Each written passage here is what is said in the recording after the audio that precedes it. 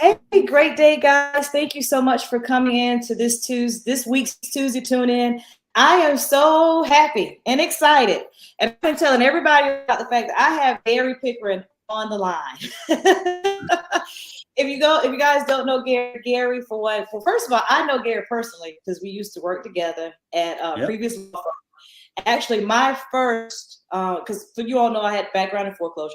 My first closing as a real estate agent was done at this law firm. I think it was the last time before you guys broke off and developed your own firm. Yep. He is the founding member of Blair Cato, which you guys probably have seen them everywhere. They have 6 locations throughout the Midlands area and upstate. Gary has been a closing attorney since 1995. For one, you don't look like it, first of all, Gary. Well, thank you. When I was writing down, I was like, what? No. I knew I liked you. and also, he's also part of the board of the Real Estate Commission in South Carolina. And he has his own podcast, Dishin Dirt with Gary. So if you haven't had a chance to check that out, please do. He always has up-to-date information for real estate and what's going on. And so that was one of the reasons why I wanted him here today, because I know everybody has been seeing the news, seeing everything that's going on in regards to what's going on with buyers agents. Should you need one? Sellers agents, what you could be able to do. And I wanted to bring on an expert to kind of talk about that today. Gary, thank you for coming on. Well, I appreciate you having me. It's always great to get together with you and talk, going many, many years back, even though neither one of us look like we're older than 20 years old, apparently. So I appreciate you having me on and look forward to talking about this. Yeah, awesome. Well, thank you so much. And so Gary, one of the things that has been coming into the news lately is how they've been changing structures, because what people don't realize here, we've been kind of spoiled in the Carolinas. We've always had buyer's representation. Guys, if you don't know what buyer's representation is, when you purchased your home, you did not have to, at that moment, take care or wonder where the commission of that buyer's agent was paid from. It was customarily paid and taken care of out of the sales price of the home and the net proceeds from the seller. Well, what's going on now, and Gary, you could be able to enlighten a little bit more, is that doesn't happen in all states. Some states, they did not have that type of representation. And so I'll let you kind of elaborate kind of what's been going on and what's happening and how that affects these consumers and so forth. Okay. So there was a lawsuit filed against the National Association of Realtors in Missouri. It was in the federal court system. And a lot of the allegations were just not realistic. They were inflated. They really didn't understand what they were talking about. But nevertheless, the National Association of Realtors decided it was in their best interest, as did a lot of the other real estate companies that were also involved in the lawsuit. They all decided it was in their best interest to try to settle the matter. And so over the course of a settlement, about $1 billion from the industry has gone into a settlement, which has made a plaintiff's attorney very wealthy. He's made about $300-something million off of it. Their idea was, from the very beginning, was that buyer's agents and seller's agents should be paid by their own parties, and that's it, meaning that the seller should pay the seller's agent and the buyer should pay the buyer's agent, and there should be no coupling of that. I think once they got into the lawsuit, they realized how that would destroy our economy. First-time home buyers, single women, Hispanic market, African-American market, all of these markets, these demographics heavily depend on the ability of having their real estate agent commission paid as part of the real estate transaction. And so I think a lot of these people realized that what they were going to do was basically crash the real estate market. And so they backed off of that a little bit. And so now, after the settlement was done, they've come up with some new rules, which, as you said, in South Carolina, we've kind of been acting by these rules already. We've had the seller being represented by an agent. We've had buyer represented by the buyer agents, called buyer agency. 18 states have that.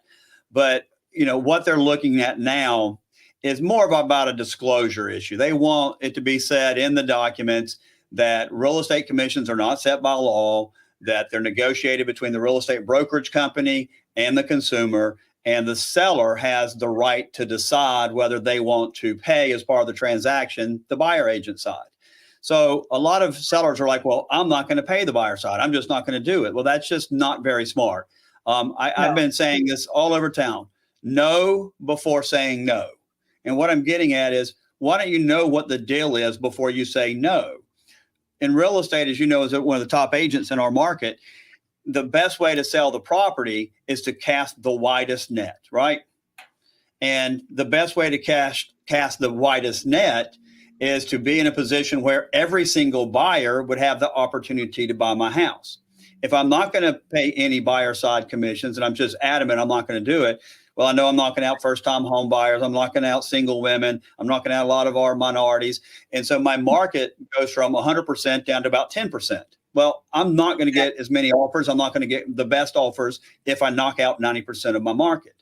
And so there's a lot of creative ways that we can handle that through, whether we're doing it through concessions or we can do it, through the contract sales price.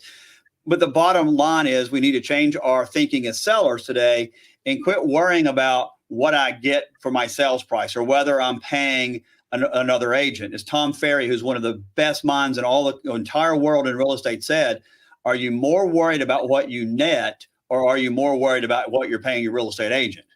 I'm worried about net. I don't care what you get paid. I want to make money, right? Well, that's the thing. I don't know if you could see it. I put up what you put down. I don't know if you're able to see the screen or not. No before you say no.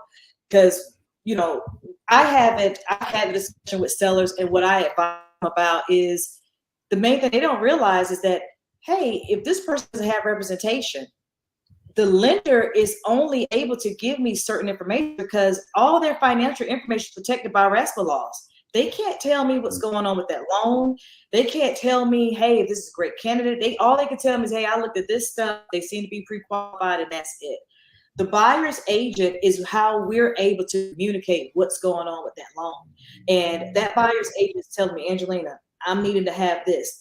They're able to explain what's going on, because what people don't realize is that if you don't use an agent, you can't use the agent contracts. There's no due diligence. Mm-hmm. You don't know about due diligence periods and appraisal contingencies. But the great thing I can say is that everybody that I'm talking to about how that's going to affect, their main question is like, why are they doing this again? Like, even the sellers are like, I understand. Like, I haven't had anybody like, well, Angelina, come October 17th, take my commission off. They're not doing that because they realize, hey, we need to have that person involved, because you may have a buyer who's coming and asking for things. And again, I'm glad that you're saying how they're going back to and re-looking at the markets that it's affected, because you're right. I just closed a home yesterday with a young lady who's 20-some years old. She's not going to have enough funds to pay her down payment, 3.5%, and closing costs, and also pay for representation. She needs that. She's like, Angie, this is my first home. I need your help. So, absolutely need your help. Mm-hmm. Yeah, and a couple of points to add to that is, we know beyond a shadow of a doubt that this lawsuit was not consumer driven. There wasn't a group of consumers lining up saying, we've got to change how real estate agents are compensated. Nobody did that. It was completely lawyer driven. It was an opportunity for lawyers to make money. And I'm a lawyer and I don't like lawyers, but that's essentially what this was. This is no different than the lawyer advertising on TV for the people at Camp Lejeune who drank the water. It's the same thing. There was no big uproar of consumers. But, going back to your bigger point, as a seller, not only is it, the main reason to me why I want a buyer side representation on the buyer side is, right now in South Carolina, we're averaging somewhere around 20 to 25% of fall throughs. And what that means is, even after the contract is signed, 20 to 25% of contracts fall through for various reasons. The lender issues, could be a title issue. It could be the buyer just has buyer's remorse. There's a lot of reasons. One of the things that a real estate agent does is help keep that transaction going. Because remember, no one gets paid in a transaction unless it closes. So there's an interest in the real estate agent trying to figure out a solution for you. So you might have a great contract to buy your house, but if the buyer gets to the edge and says, I just got to get off, I'm jumping, I'm done, you need a professional on that side to negotiate. What is the issue? Why are you having buyer's remorse? What can we do to keep this deal together? And real estate agents are very skilled at doing that. That's part of what they learn how to do, is keeping the deal together. The second aspect of what that comes down to, really, what you mentioned, was, we need to have a professional on that side to negotiate. What is the issue? Why are you having buyer's remorse? What can we do to keep this deal together? And real estate agents are very skilled at doing that. That's part of what they learn how to do, is keeping the deal together. The second aspect of what that comes down to, really, what you mentioned, was, we need to start living by what we call a net sheet. The net sheet is where the real estate agent will put the sales price, what your commissions are, what all of the costs will be, and the bottom line is how much you will net.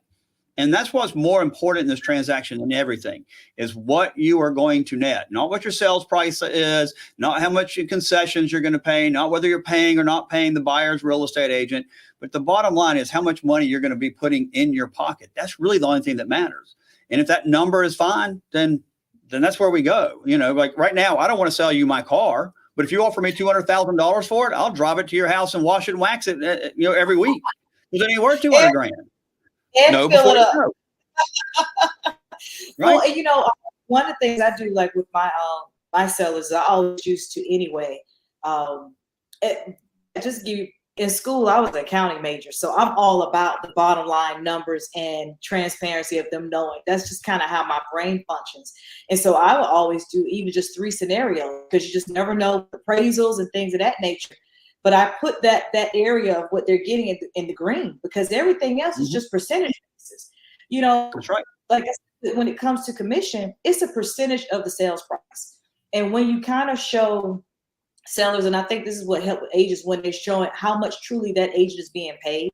And I get it. You know, you have these markets where, you know, like in California, where you have millions of dollars of homes, you're looking at, 30 grand per, a percentage. But in areas like here, where the average home price is about $250,000, you're looking at about $2,500. And if you're looking at that 3% from that person, because that buyer's agent is probably going to work with that person for at least a couple of months. When you look at the back of the background of what's going on, because a lot of times everybody just thinks, oh, well, they just showed a house, so I'm going to pay the agent to show the house and write a contract. Oh my goodness, if you knew what we had to do prior to showing that house, because like you said, we have to find a program, we have to get them pre-qualified, on top of find the homes for you, set it up, send it to them, and after that, look at comps, write it up, and then make sure it gets to the closing table, inspections, and it's numerous times and phone calls. I recently was, not recently, I was actually referred from another agent in another state across country, a couple that I've literally been working with for a year, Wow. And so I ask people all, can your employer actually do work for a year and not pay you? What would you, and some people come in an extra hour without getting paid. So you make about $2. You make about $2 an hour by the time you add it all up. And so it's not as much as what people think. To go deeper into that for a second, if I can, I think you nailed it. Quite frankly, we need to understand as consumers that real estate agents don't sell houses. That's not what they do. It's not their house. They didn't build it. They didn't make it. Any more than your doctor does not sell health care. What does your doctor sell? What does your lawyer sell? What does your real estate agent sell? They sell service. And that is what Angelina does. She sells you her service. She's not selling you a house. That is the misconception. I just read an article from the LA Times yesterday, and I cannot stand our media because they're always so biased, and everything they do and say is always just, there's a kernel of truth in it. And in this article by the LA Times, they were like, with the internet, the buyer and the seller should be able to find each other without a real estate agent. It's like, that's not what real estate agents do. They're not just introducing a buyer and the seller. That's not what the consumer wants. 91% of consumers said that they all believe that a real estate agent is a necessary component of navigating the real estate transaction. So that is what the consumers are telling us, is that the real estate agent is the navigator of the transaction, which exactly goes into what she just put on the screen there, selling a service. What is her service? Her service is to navigate you from point A, that I think I might want to buy, I think I might want to sell a house, to closing day. And you did a great job of laying out everything you do. But just even think about this component. If I am moving to a new town today and I have a weekend to find a house and I want to go look at 10 houses, how am I going to do that as a consumer? I got to call 10 listing agents, hope they answer the phone. I've got to schedule 10 different appointments. I got to hope they show up. When I go to the first house at 9 o'clock, if I wind up staying past till say 10:30 because I really like that house, my 10 o'clock appointment's already left, so I'm not going to see that house now. If we're driving through a neighborhood and I want to go see the other house that just came on the market, I got to call and make another appointment. That's not happening. So just from the very beginning of the transaction, getting access to a house is part of the navigation. So when you think about what a real estate agent does for you, they're not selling you a house. They are selling you their service. Their service is 100% taking you from point A, from wanting a house to point B, getting you in that house. There are 1,000 steps that they have to deal with to get you to that step. Dealing with the lender, dealing with the closing attorney, helping on the title issue, helping clear issues up, inspections. Do you even know what a CL 100 is? Do you even know what an HVAC is? Do you know what who a home inspector is? Do you know whether you need a radon inspection? Do you know if you need a foundation inspection? They do. Do you know which contract to use? You're going to use CCRA, SCR? What contract? Do you even know what those acronyms mean? You don't. And so they're professionals, they're trained, they're licensed by the state of South Carolina, meaning they've had to go through a lot of education to even get to the point where they can represent you. And so that's what they're going to do. They're going to walk you through this transaction. Quite frankly, I have a real estate agent license. I've been a broker for many years. I still would never, ever buy a house without having a real estate agent involved. I need their day-to-day knowledge, not mine as a real estate attorney. Well, I ask people this all the time. Like when they talk about, do I need an agent? I ask them, I said, well, would you take a $200,000 and invest it on Robinhood by yourself? And they're like, no, I would get a broker. I said, exactly. So why are you investing hundreds and hundreds of thousands of dollars and not having a professional to guide you throughout this process? Because that's basically what you're doing even when you're listing your home yourself. A lot of times people are like, well, I've sold many homes. I know, but still, would you want somebody to sell $800,000, deal with $800,000 of your money and not consult with a broker, a stockbroker, or somebody who's in that field? Would you represent yourself by yourself? The best stat for you, because some people are like, oh, you're just talking you're just talking hypotheticals. Let's just break it down to a dollar figure for everybody. We know, studies have shown, that a consumer who thinks they can sell their house on their own sells their house for 24% less than a realtor could have sold it for them. So, yay, you save 5-6% in real estate commissions. Good for you, but you cost yourself 24%. So you wind up losing 18%. People, I'll just go to Zillow and get the value. Zillow is wrong every single time. I've never seen a value on Zillow to be anywhere close to being right. So congratulations, you saved 6% and you cost yourself 24. So overall, you netted 18% less. So if you don't want any other rationale other than dollars, there's your dollar rationale. 16%. If you're looking at 6%, I'm just going to do the math on that. Just 16% on a $250,000 house. We'll do that. That's 40 grand. Yeah. Right. That's 40 grand to save on that same $250,000 house of 3% because you probably have a listing agent. So let's just do 3%. That's $7,500. So you save $7,500 and cost yourself 40. Yourself. We'll be, very fluid, 20. That's what you do. You call yourself 20, probably 20 grand. And that's not even to say the money that you spend as far as with repairs, unnecessary things to do to the house. Because that's another thing is agent. We're there to make sure on that list side as well. And on the buyer side that you're not spending out money that's unnecessary. I have some people thinking about putting down new floors. No, don't do it because you're not going to get the money back. Let's see what we can be able to do to have you spend out as least as possible so that way you can get the biggest return. It's that guidance that you're looking for. But again, is part of the service and knowing what to do. I could tell, like I dealt with on the buy side and have been with for sale by owners. If you could ask me how many times that stuff, hey, if you don't mind, what does this mean on this contract? I can't tell you. You're going to have to ask your attorney. And then you got the whole aspect of when you're doing it by yourself, your real estate agent's not there to show the house. So how many times do you have to leave work or cancel plans to go show the house?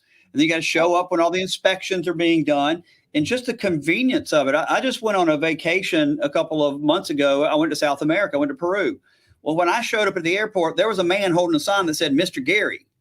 And the reason I wanted that is I didn't want to have to try to figure out how to drive. I didn't want to try to figure out how to even get the car. I didn't want to have to try to figure directions in a country that's somewhat first world. It's a beautiful country, love it, but it's not like the United States. I mean, their highway system isn't like ours. And there were times we were driving on what can be considered their main road, and it was basically about the size of your driveway with potholes. Yeah. So I don't want to deal with that. I don't want to deal with checking into hotels. I don't want to deal with checking in at tours and trying to figure out their money versus American money. I just let them do it.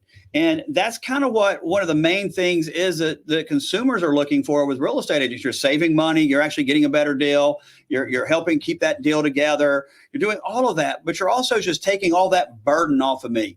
And I don't know about y'all. Since COVID, I don't need any burden. It's been 4.5 years, but that day in 2020, I said, my life does not need to be burdened with stuff I don't need to be burdened with. And that's where we are. And that's why I think real estate agents, even that is another reason we need them.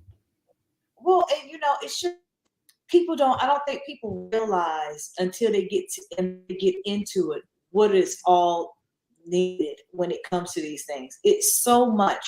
And then the thing is, guys, things change. Like if I could just go back when I first started to what is needed now in compliance, and if we're not even talking about the money part, let's just talk about the liability part. You actually have other people who will be liable in making sure this is done. People always ask, what's the difference between me dealing with a realtor versus a real estate agent? You have so much more that you're dealing with as far as with the extra liability, the code of ethics. Mm-hmm. Having that extra security blanket. If something goes wrong, you have the extra security blanket to be able to maneuver through this. If you're dealing with the seller to buyer, like in North Carolina, Gary, an agent can actually, not an agent, a buyer send their offer directly, bypass the agent to the seller, and the seller can actually accept it. They can accept it, and they still have, where you can do oral contracts. You have those things. Now it's up to a point, but in situations in a state like that, where the buyer's just like, hey, I like your house, I want to offer you, $350,000, and the seller's like, I'm taking it. If there's not an agent back there to say, hey, wait a minute, let's look at what are they truly offering? Mm-hmm. You got two people who are dealing with hundreds of thousands of dollars that's not going to understand what can happen, what can possibly come from that after the deal has been done and everything's been signed and the money's been paid. Absolutely. It's okay. No problems before the money's been paid, but once you sign that dotted line and that money's been exchanged, it's a whole new territory. And that's another thing that having firms involved help navigate through. Mm-hmm. Absolutely. I fully believe in the real estate agent. I believe I'm one of the 91% who believes that real estate agents are a necessary component to the transaction. I'm 100% on that. There's 91% of Americans believe it as well. Well, I do. And, I just think that the media is really good at putting that fear tactic in people, because it's all about, in order to watch the news, they got to create a buzz to it. And so, people here, like in here, we're already, when we tell people, we've already been doing it. It's like exactly what you were saying about the disclosures of advising people that, hey, commissions are not set. That is, we have always been able to explain, had to explain to our clients. It's just now it's laid out more in the forefront that we cannot control these rates. This is what we're as a service is providing. This is what we are asking for and what we're going to be doing as far as sharing. Now it's just requiring like a lot of agents now to where they're going to have to, like you say, pick up the phone, advise what's going on. And honestly, I don't think that they have really thought this through. You really are setting it up to whereas sellers may have to pay more money, because let's just say we have the same type of lowering, not as low, but enough to create the boom that we had before, where you had all these buyers and these buyers now, or it slows down and you have more listings on the market. Now you're going to have sellers going to be competing against one another with commission, to where the buyer is like, well, we're not supposed to, as agents, supposed to dictate or determine where we show. But because of this, now agents have to disclose, like, hey, if you're not able to pay a buyer's commission, unfortunately, I'm not going to be able to show, because the government also is protecting us, saying this agent cannot work for free. Well, the interesting thing is all these articles in the newspaper, like the one from LA Times, they'll say, oh, well, experts hope, that's the key word they use, hope that this will drive prices down. Okay, well, we're going to disrupt an entire industry that's been doing it the same way for generation upon generation on a hope. Well, you and I know we're in an inflationary cycle right now. If anybody thinks that house prices are going down, I have beachfront property in Tennessee to sell you. I mean, it's not going to happen. The prices are not going to go down, and their hope is insane. There's one change that is real, that is going to affect everybody, which we haven't talked about enough. I forgot to mention this earlier. One of the new rules is that you, as a real estate agent, cannot put the property. You put the property in the MLS, but you can't put the fact that your seller will pay buyer agent compensation. The way it's always been done in the past for generation upon generation, I've been doing this for 30 years, is that the listing agent could go on to the MLS and say, we are offering X or Y, whatever it is, to the buyer's agent who brings us a deal. It was uniform. It was transparent. It applied to everybody. You couldn't arbitrarily change it. You could change the amounts, but you couldn't wait till an offer came in and then change the amounts. Now we're going to a system where it can't be on the multiple listing service, and it can only be done on social media, your website, things of that nature. But the problem is it's not transparent, it's not uniform, and in my opinion, it's going to lead to discrimination because people can now decide, I like this agent, so I'll offer them X, but I don't like that agent, so I'll offer them Y. Exactly. And you tell me how that's not going to be discrimination. It can. And not only that, you can have it to where a buyer is missing out on a great property because they can't afford to they're not going to be able to see it. Because we are being told this is what we're having to do because it is unfair to that agent if they're saying, hey, we're not offering compensation. And the buyer saying, I can't afford to pay you. The buyer's like, well, I can't show it. I just can't. Not, the good news is, you mentioned this earlier in the podcast when we were talking. The good news is they've done a survey from March until August, which the settlement came out in March, and everybody was told about it. So it wasn't like it was a big secret. The whole world knew about it when it happened. But what we found out is that 99% of sellers still were offering buyer compensation. So what does that tell us? That despite all the misleading information in the media, despite all the uproar and the hoopla, the bottom line is the consumer still said, I need a real estate agent to help me navigate.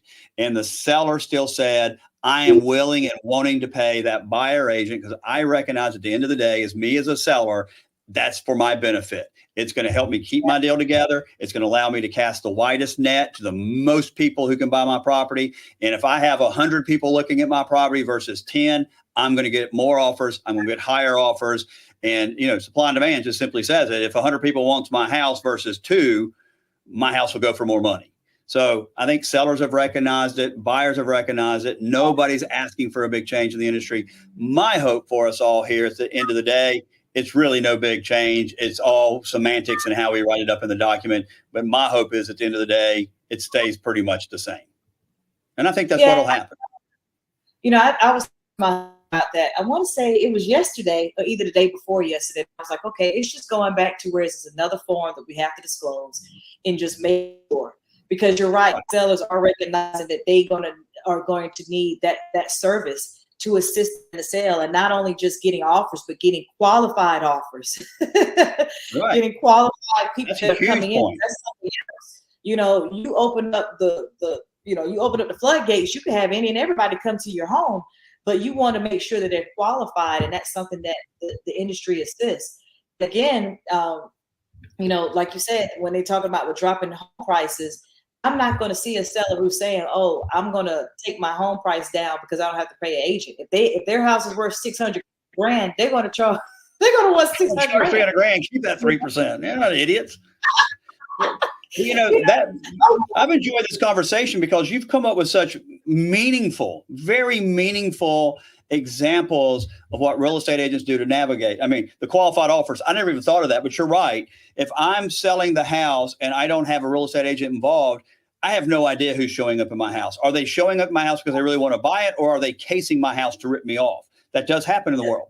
One thing that goes along with this as well is wire fraud. Right now, we know that 1 out of every 8 transactions, there is a attempted wire fraud, meaning that somebody is trying to convince you to wire your money as a buyer to somewhere that is not your closing company. And that happens 1 out of every 8 times. That's also something that real estate agents help you with. They're there to help you protect yourself, protect your money. Do it yourself. You're in the Wild West, guys. Good luck to you. I hope you don't lose your money. It's sad, but that's what it is. And I'm glad you said something about it when you talked about fraud, because I don't know if you remember back when on Craigslist where people were taking listings and were actually renting them out. I was getting phone calls from people saying, "Hey, I just sent my money. They told me to contact you to get access. I just sent them my first month's security deposit. I'm ready to rent the house." I'm like, "No, it's on the market. It's not. It's not for rent. It's for sale." But people were showing that to us. And so think about if you have someone who's like, "Well, I'm not going to use it," and they are using one of these other secondary sites like Zillow, Trulia, because there's so many different home sites out there now, and somebody goes in and makes changes like, "Oh yes, send this money." That agent is going to be like, "Hey, that earnest money needs to go to a trusted attorney in their escrow account. These are attorneys that other agents use, other clients have used, I have used. Check with them to see if you like them. Okay, this is where you have your funds." Now you may have a buyer reaching out to a seller like, "Oh, okay, here's my earnest money. I want to buy your house." You think that seller's going to give that money back if something falls through? There's no protection. And it's between the two, emails and tell them to send it here. And if you are a victim of fraud, you have 15 working hours to get your money back. 15 working hours. Most people don't even know their money's gone until days later. So essentially, if you're a victim of wire fraud, you're not getting it back. And what we know is, I didn't know this either. I kind of had this vision of what a fraudster looked like. Some college dropout who's sitting up late at night in his room with all his computers, playing in the dark on the computers and trying to steal your money. That is not who's doing this. It is crime cartels and criminal syndicates. There's a criminal syndicate in Nigeria called, I think it's the Black Hand, and they have an office that rivals Microsoft. I mean, they have a professional building in which people go to work there every day. Looks like, everybody else in the world just going to their job 9 to 5. And they're professional looking. And all they do is they go there and scour the internet to try to figure out how to steal your money from your real estate deals. So it's real. And having real estate agents that know what they're doing there to protect you and to you to be able to call and say, is this legit? That's what you need. You got to have that protection today. This world is crazy. You do, and I don't think people realize just how much exposure you are when you are putting your home on the market. Just like what you also stated with somebody casing your house.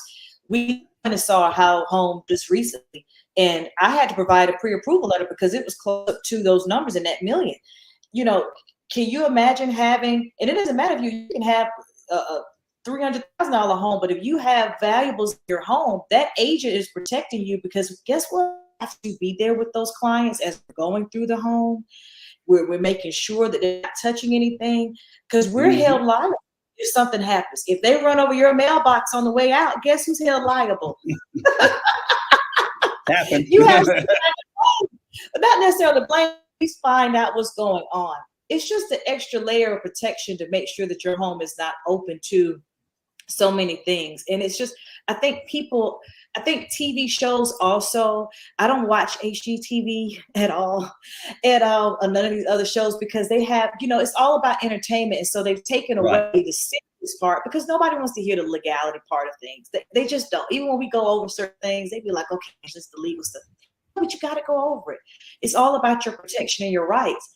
Well, they don't show that on these shows. And so they only just see the fun part. And then when you're seeing things, I think social media has played a role, home gone within 12 hours and this. But again, there was still preparation for that home gone within that time. It didn't mean that process put it on there and it just the floodgates open. There's a lot of preparation and research and getting ready and photos and walking the process. It's just so much that it entails that people really don't realize it until they're in it. I've had so many clients like, "Oh, want to be an agent. And then guess what? They're like, I don't want to be an agent no more. I don't really Well, got to do all of this. I'm like, yeah. I've had a friend who's been on that HGTV show, and they said the whole thing's fake. The house they've already closed on the house months in advance. They moved their furniture out to a box in the front yard, and then they go get 2 neighbors down the street to be the house for other houses for sale. These houses aren't even for sale. So the whole thing is just fake. There's nothing real about any of them, but they're fun. Or the one, yeah, and then the negotiators, we went 20 grand below. No, they did not. I can pull that house up and show you exactly what it's sold Right. for. But They got to create the entertainment narrative. Yeah, it's entertainment. And so they have to do that to keep the audience. But at the same time, again, like you said, going back to those numbers, you're still dealing with hundreds of thousands of dollars, whether it's you're selling your investment or you're purchasing your first investment. When you're buying a home, guys, you are buying an investment and an asset. So that's what you're dealing with. And you're dealing with business. Even though it's your personal home, you are making a business transaction. Would you feel comfortable with having someone writing your contract on a napkin? Because you can't do that. That's a contract if they write on a napkin and a sheet of paper. Or do you really want someone that could be able to have ties to people such as Gary that could be able to advise you of things? You don't know, unless you Google. Now they can Google you and find you. But you actually, like you say, agents are able to give some real background knowledge to real vendors that can help out and assist in the situations. I mean, I thank you so much. I can think of times you assisted us, and that's because of the relationship. We have certain situations going on with deals. That is from building of years and years of relationship. Buyers are not going to necessarily have that type of access to be able to be on the phone like, hey, Eric, can you help me out with this? And so all about relationships. Yep, that's another. All right, well, Gary, was there anything else that you want to share or could shed light on in regards to the situation, or that you wanted to touch on? My thing is, I think that there's going to be a flood of information coming out in the media over the next couple of weeks, talking about how the world has changed, the real estate world has changed. If you look at the questions and just read it critically and the statements they make of, we hope that prices will go down, we hope that this will happen, they never really get into any concrete, reasons why they believe it's going to. So whenever you read the articles, just read it with, kind of an eye of caution, realizing that the writers aren't even doing research. The one thing we found out is the only people who know less than Congress about how to buy and sell real estate is the media. So, I mean, both of them are just completely incompetent to talk about either topic. So talk to your professional real estate agent, recognize they're absolutely necessary. And using a great real estate agent like Angelina is going to help you sell the house for the most money and find the best property for your family. Awesome. Thank you so much for that compliment. And guys, Gary is right. You're going to see a lot of information, read it, but still do your own research. Talk to other people who have utilized agents. One thing I love about sellers that I'm talking to, they're like, well, hey, I had someone who assisted me with buying a home. And I think if everybody also thinks about that golden rule, treat people the way that you want to be treated. If you as a listing agent, as a seller would have assistance, that agent was there to help you purchase the home, to allow you to be able to have that net. Think about that person that's a first-time home buyer that's coming in. I tell this to sellers all the time. Even when it came to closing costs, like, hey, somebody helped you out with closing costs. Look how it benefited you. Do the same thing, because it's all about us helping each other to get to that next step. When you bless somebody else, you get blessed too. That does happen. 100%. Gary, thank you so very much. Guys, if you ever want to reach out to Gary, or Blair Cato, as far as with your services, this is their contact information down here. Gary even gave me his own email address. I promise you, it is not a robo email. It's his email. And it's also real.